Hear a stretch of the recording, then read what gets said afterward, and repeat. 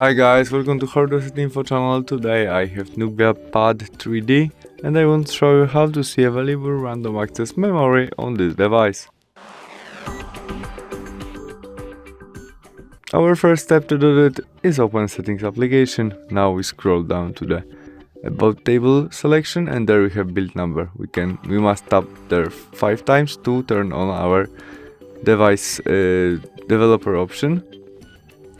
And after we get this notification, we must enter connect pin and now we are developer.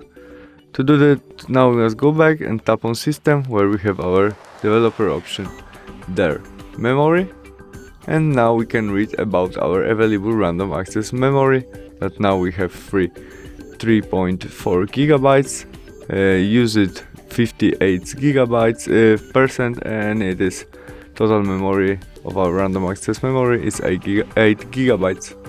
We can change it from hour, maybe for 6 hours, last 12 hours or 1 day, what you need and what you want to check. That's all. Thanks for watching. Bye.